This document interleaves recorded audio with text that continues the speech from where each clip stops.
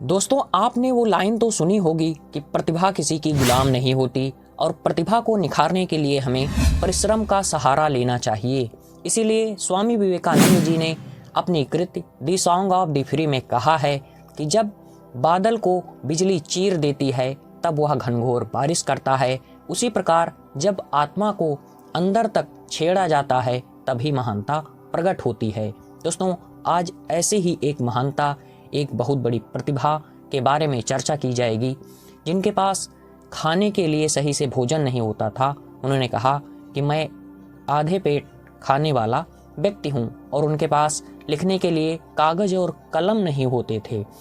इसीलिए कहा गया है कि सफलता के लिए संसाधनों की नहीं, लगन की आवश्यकता होती है। दोस्तों, वो स्लेट और चाक की मदद से रात भर लिखते थे, गणित के जो है सूत्रों को लिखते थे, और उनके परिवारीजन जो थे उनकी नींद खराब होती थी। स्लेट पर जो चाक से लिखे रहते थे उसको एक पेज पर नोट करते थे। जी हाँ, आपने सही सुना। आज हम चर्चा करने वाले हैं एक महान गणितज्ञ श्री रामानुजन जी के बारे में, जिनका जन्म 22 दिसंबर 1887 को कोयम्बटूर के ईरोड नामक एक गांव में हुआ था। दोस्तों, 22 दिसंबर जैसा कि आप जान रहे हैं, क्योंकि 2012 में इसकी घोषणा हमारे पूर्व प्रधानमंत्री मनमोहन सिंह जी ने की थी। अब आइए आगे जानते हैं। दोस्तों, आपको जानकर ताजुब होगा कि ये 3 वर्ष तक बोल नहीं पाते थे, जिसके कारण इनके परिवारीजनों को ऐसा लग रहा था कि कहीं ये मूक, जिसे देसी भाषा में कहा जाता है गूंगा, तो नहीं हैं। ऐसी इनकी हालत थी, और जिन्होंने अपने परिश्रम के बल पर, लगन के बल पर पूरे विश्व में भारत का नाम रोशन किया, जिनके बारे में आगे चर्चा की जाएगी। दोस्तों, इन्होंने हाई स्कूल की परीक्षा काफ़ी हाई मार्क से पास की थी, और इन्होंने गणित और अंग्रेजी में काफ़ी ज़्यादा अंक भी प्राप्त किया था, जिसके कारण इनको सुब्रमण्यम छात्रवृत्ति मिलने लगी थी। लेकिन कहानी आगे बढ़ी और इनके जीवन में एक नए संकट को पैदा कर दी। दोस्तों, 11वीं की जो परीक्षा थी उसमें गणित को छोड़ करके इनके जो अन्य सब्जेक्ट थे इसमें ये फेल हो गए थे, क्योंकि ये जो है कहा जाता है कि जो इतिहास और जीव विज्ञान के क्लास चलते थे उसमें भी ये गणित ही लगाया करते थे, क्योंकि गणित के प्रति इनको बहुत अधिक स्नेह था, बहुत अधिक प्यार था। अब कहानी ये हो गई कि इधर ये फेल भी हो गए और दूसरी तरफ छात्रवृत्ति जो मिल रही थी वह भी समाप्त हो गई। लेकिन फिर उन्हें दोबारा 12वीं की एक प्राइवेट परीक्षा दी, लेकिन उसमें भी ये अनुत्तीर्ण हो गए, जिसके कारण फिर इन्होंने अपनी जो पढ़ाई थी उसको वहीं विराम लगा दिया। और इसके बाद इनकी जो कहानी है वो यहाँ से बदलती है। दोस्तों, तो इन्होंने किसी के कहने पर वहाँ के जो डिप्टी कलेक्टर थे श्री वी रामास्वामी अय्यर, इनसे मिलते हैं, और ये भी काफ़ी जो है कि महान गणितज्ञ के रूप में जाने जाते थे उस टाइम। तो इन्होंने रामानुजन जी की प्रतिभा को देखा। जैसा कि कहा जाता है कि एक जौहरी जो है वही हीरे की पहचान कर पाता है।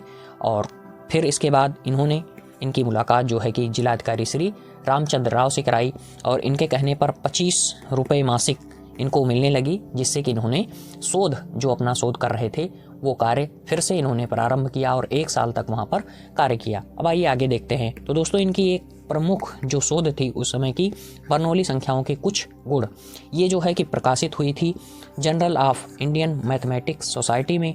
यहाँ से इनको बहुत से लोगों ने जानना शुरू कर दिया था, क्योंकि ये इनके लिए काफ़ी बड़ी उपलब्धि थी। दोस्तों, इनको जो विश्व स्तर पर वरीयता मिली, उपलब्धि मिली और भारत को गौरव मिला, उसके पीछे इनके एक दोस्त कहे जा सकते हैं प्रोफेसर हार्डी थे। उन्होंने इनका बहुत साथ दिया। ये दोनों एक दूसरे के पूरक कहे जाते हैं। दोस्तों, प्रोफेसर हार्डी एक जाने माने गणितज्ञ थे, और उन्होंने एक पैमाना बनाया था 100 अंक का, और उस पैमाने में आपको जानकर ताजुब होगा कि जो गणितज्ञ थे उनको 35 अंक इन्होंने दिया था प्रोफेसर हार्डी ने, और जो विशिष्ट व्यक्ति थे उनको 100 में से 60 अंक दिया था। लेकिन रामानुजन जी को इन्होंने 100 में 100 दिया था। दोस्तों, ऐसा बताया जाता है कि जो परीक्षाएं 3-3 घंटे की होती थी, 2-2 घंटे की होती थी, उनको रामानुजन जी 30 मिनट में ख़त्म करके चले आते थे। और एक बार इनके प्रिंसिपल ने यहाँ तक कह दिया था, जैसे कि एक पेपर है वो सबको बांटा जा रहा है, लेकिन इनके लिए जो सामान्य बातें हैं वो लागू नहीं होगी, क्योंकि सभी जानते थे कि रामानुजन बहुत अधिक बहुत अधिक बुद्धिमान व्यक्ति हैं। तो आगे बात कही जा रही है इनकी उपलब्धि के बारे में। एक महान उपलब्धि है कि रॉयल ऑफ सोसाइटी की इनको सदस्यता मिली। और दोस्तों, आपको जानकर ताजुब होगा कि उस समय किसी अश्वेत व्यक्ति को यह सदस्यता नहीं मिलती थी, और ये काफ़ी बड़ी बात थी कि इन्होंने रॉयल ऑफ सोसाइटी की सदस्यता प्राप्त की। और आज तक जिस उम्र में इन्होंने इस उपलब्धि को प्राप्त किया था, कोई भी व्यक्ति नहीं प्राप्त कर पाया है। आपको जानकर ताजुब होगा और गर्व भी होगा कि जो अंग्रेज हमें असभ्य कहते थे, हमें शिक्षा देने आए थे, उसी देश का एक महान युवक, एक महान प्रतिभा, उनके देश की सबसे बड़ी पोस्ट एक तरीके से मान सकते हैं, वहाँ पर उसने सदस्यता प्राप्त की। ये हमारे लिए कितने बड़े गर्व की बात है। और इसके बाद रॉयल सोसाइटी की सदस्यता के बाद ट्रिनिटी कॉलेज की फेलोशिप भी इन्होंने प्राप्त की, और ऐसा करने वाले ये पहले भारतीय बने।